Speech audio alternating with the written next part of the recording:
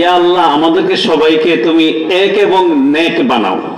তখন আমার মনে হচ্ছে, আমি নামাজ শেষে চিন্তা করতাম যে দ্বিতীয়টা হয়তো সম্ভব, কিন্তু প্রথমটা সম্ভব না, ঐক্য, সংস্কার এবং নির্বাচন। কিন্তু এ পর্যন্ত যে আলোচনা হয়েছে, বিশেষ করে মাননীয় প্রধান উপদেষ্টার বক্তব্যের ভিডিও বক্তব্য, যদিও এটি একটু পুরোটি শোনা যায় না, কিন্তু উনি যে বক্তব্য দিয়েছেন, ডক্টর আলী রিয়াজ যে বক্তব্য স্থাপন করেছেন, এবং বাংলাদেশের প্রধানতম রাজনৈতিক দলের মহাসচিব মির্জা ফখরুল ইসলাম আলমগীর এবং বাংলাদেশের বিদগ্ধ অর্থনীতিবিদ ডক্টর দেবপ্রিয় ভট্টাচার্য বলার পরে মোটামুটি আপনাদের একটা আন্দাজ হয়ে গিয়েছে যে আজকের বিষয়বস্তু এবং কি ধরনের সংস্কার, ঐক্য এবং নির্বাচন প্রক্রিয়া কিভাবে হওয়া উচিত। তবে আমি 3 মিনিটের মধ্যে শেষ করব বলে আমি ওয়াদা করেছি। আমি চাইবো যে ওয়াদাটা রক্ষা করতে। মুশকিল হয়েছে কি, আমরা ওয়াদা দিলে পরে ওয়াদা রক্ষা করি না। তো আমি যদি শেষ না করি আমাকে একটু গোতা দিতে পারেন আর কি।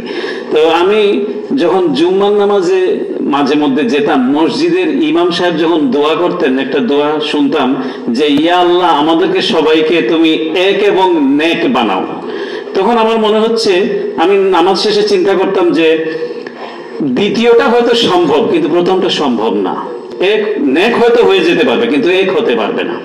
এই যে ঐক্য, কিন্তু যখন দেখলাম যে বাংলাদেশের মানুষের উপরে, বাংলাদেশের সরকারের উপরে এবং অধিকার প্রতিষ্ঠার বিষয়ে পার্শ্ববর্তী একটি রাষ্ট্র থেকে যেভাবে ক্যাম্পেইন করা হলো, যেভাবে বাংলাদেশকে বিকৃতভাবে চিত্রিত করা হলো, তখন পুরো জাতি আবার দ্বিতীয়বারের মতো ঐক্যবদ্ধ হলো।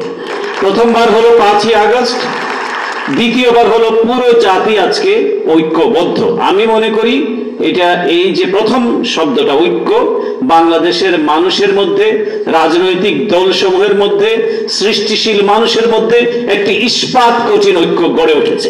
কিন্তু যেটি হচ্ছে এবং চলছে সেটা হলো ঐক্য বিনষ্টের চেষ্টা চলছে। আমরা গণতন্ত্রের কথা বলি, কিন্তু আমি নিজে গণতান্ত্রিক হতে চাই না। যেমন আমি কথায় বলি, আরে ভাই আপনি কি আমার চেয়ে বেশি বুঝেন নাকি? তার মানে আমি বেশি বুঝি, আমি কিন্তু গণতান্ত্রিক না। আরে ভাই আগে আমারটা শোনেন।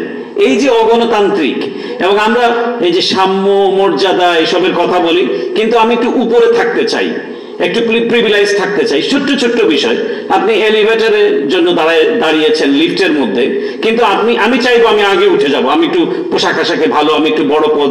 আর কিছু মানুষ আছে খুব ভক্তি করছে আমাকে, এত ভক্তি, এত নমনীয়। এই যে বৈষম্য, আপনি একটু কোনো কাজে সরকারি অফিসে যাবেন, ওসি সাহেব বসে থাকবে, কতক্ষণে আপনি তাকে স্যার বলবেন।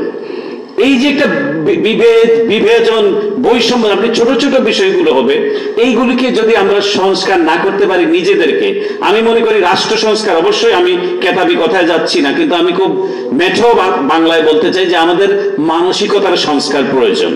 তাহলে পরে আমাদের রাষ্ট্র সংস্কারটা কাজে দিবে। না হলে পরে বিশাল আকারের বই পুস্তক হবে, অনেক সুন্দর সুন্দর কথা হবে। বাংলাদেশে কিন্তু আইনের কোনো অভাব নেই, কিন্তু অভাব হচ্ছে আইনের প্রয়োগের, এবং যারা আইন তৈরি করে তারাই আইন মানতে চায় না। সুতরাং আমাদের মানসিকতার সংস্কারটা আমি মনে করি অত্যন্ত জরুরি। এবং যে জিনিসটা চলছে, যে হিংসা, যে আমি বেশি করেছি, আমার অবস্থানটা বেশি, এই বিষয়টা থেকে পরিত্যাগ করতে হবে। কারণ আমরা যদি মনে করি এই রাষ্ট্র আমাদের স্বাধীনতা, আমাদের অধিকার, এটি কেউ কোনো সোনার থালায় উপঢৌকন হিসেবে দেয়নি, এটি অর্জন করতে হয়েছে আমাদের বিপ্লবের মধ্য দিয়ে। সুতরাং এই রাষ্ট্রটিকে আমাদেরকে টিকিয়ে রাখতে হবে। এই কারণেই আমাদেরকে সকলের প্রতি সহনশীল হতে হবে। আমরা পরমতকে মোটেই মানতে চাই না। আমরা মুখে বলি হ্যাঁ আমরা সমালোচনায় বিশ্বাস করি, মুক্ত মত, কিন্তু আপনি দেখুন না আমার সমালোচনা করে যে আমি আপনাকে ঘায়েল করার জন্য হেন কোনো চেষ্টা নাই, আমি সেটা করব। চরিত্র হনন থেকে শুরু করে, চাই সে সরকারে, চাই সে বিরোধী দলে। কিন্তু এটি কেন হবে? যেমন আমি মুশফিকুল ফজল আনসারী, আমি মনে করি সব মানুষ আমাকে ভালো বলতে হবে কেন? কিছু লোক আমাকে ভালো বলবে, কিছু লোক খারাপ হবে। যেমন আমি একটা মজার ছলে বড়ি, বিএনপির এক শীর্ষ নেতা ছিলেন তরিকুল ইসলাম, আল্লাহ আল্লাহকে বেশ নসিব করুক, এক লোক এসে বলছে বস আমি কিন্তু আপনার খুব ভক্ত। তুমি বলতে যাবে না, আমি কি সাবানা না ববিতা, আমার আবার ভক্ত কিসের? তো বিষয়টা হলো এই যে আমরা সবার কাছে ভালো থাকতে চাই, সবার কাছে প্রিয় থাকতে চাই, আবার একটু হিপোক্রেসিও করতে চাই। তো এই জিনিসটা বাংলাদেশে চলে না, আজকের বাংলাদেশে, আজকের বাস্তবতায়। যাই হোক, যেটি হচ্ছে সংস্কারের কথা বললাম। তৃতীয় যেটি হচ্ছে নির্বাচন। অবশ্যই বাংলাদেশে একটি জনপ্রতিনিধিত্বশীল সরকার গঠন করতে হবে। যে আকাঙ্ক্ষা মানুষ ধারণ করেছে, যে আকাঙ্ক্ষাকে লোড করে নিয়েছে বিগত ফ্যাসিস্ট সরকার, সেই আকাঙ্ক্ষার বাস্তবায়ন বাংলাদেশে হতে হবে।